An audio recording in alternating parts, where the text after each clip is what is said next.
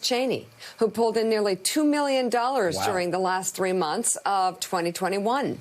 On the Senate side, Lisa Murkowski of Alaska more than doubled her opponent's fundraising haul last quarter.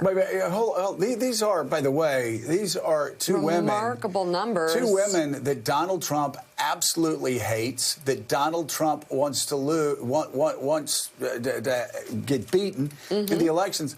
And yet they're out fundraising everybody else. Last quarter, as a whole, the fundraising totals show that knocking pro-impeachment Republicans out of Congress will not be a walk in the park for Trump's preferred candidates.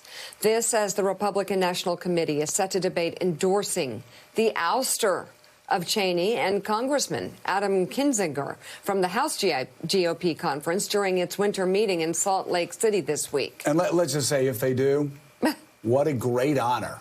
Yeah. What a badge of honor that would be for Liz Cheney and Adam Kinzinger. Their families, future generations, historians will look back at these two as two legislators that kept their wits about them while the rest of their party was losing their mind. The flag. As they followed a game show host off the cliff. Yeah. So I mean, wow, what an honor that would be. Let's bring into the conversation Director of Domestic Policy Studies at Stanford University, Lanhee Chen, and Associate Professor of Political Science at Fordham University, Christina Greer. Good to have you both. Lanhee, I'm curious what your thoughts are on recent spate of polls that show Republicans not exactly moving away from Donald Trump, but identifying more as Republicans than as supporters of Donald Trump. There's been a dramatic change. You've now got 44% of Republicans saying they don't want Donald Trump to run for re-election. I wonder what your thoughts are on that, and if you think that maybe that's why his rhetoric's becoming even more extreme.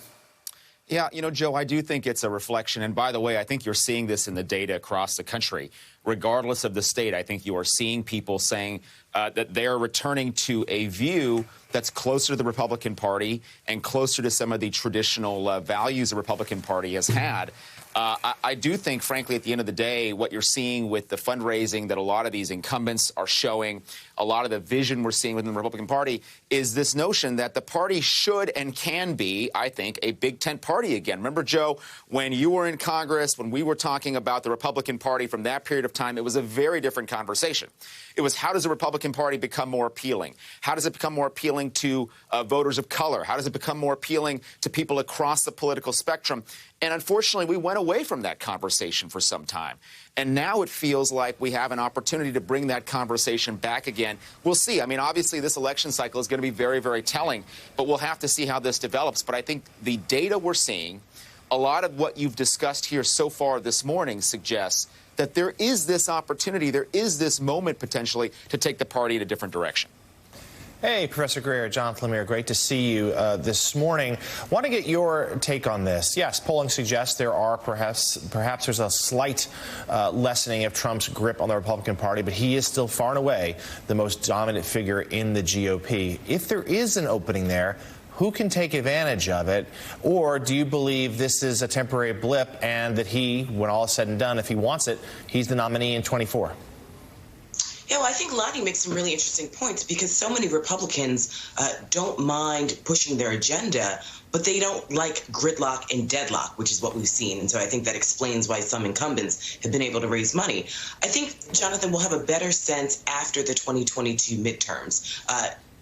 Data shows us that Republicans, or the party out of power, tends to take seats in the midterm election. And so if that tradition holds, then we'll see the Republican Party gain some seats in Congress and possibly take a majority. Now, after that, we will see either people kissing the ring of Donald Trump or trying to distance themselves and saying, well, why aren't we going after immigrants or people of color? Are we becoming the party of white nationalists only? Why aren't we talking about a social safety net? And some old school conversations that Republicans used to have under, say, someone like George H.W. Bush. Republicans used to support Planned Parenthood. They weren't into banning books the way they are now. I mean, there's this sort of anti-intellectualism that has sort of permeated the Republican Party that is threatening to destroy it and our nation. So after 2022 midterms, I think we'll have a better sense. I honestly, Jonathan, don't think that Donald Trump really wants to run. I think his ego wants to run, but I think he's more interested in holding the party hostage and making sure that governors and senators from across the nation have to come down to Mar-a-Lago, spend money, and also kiss the ring and beg him for some sort of endorsement, because as we just saw in Georgia, if they don't, he will come to their state and actively work against them, something we have not seen since Donald Trump came to power.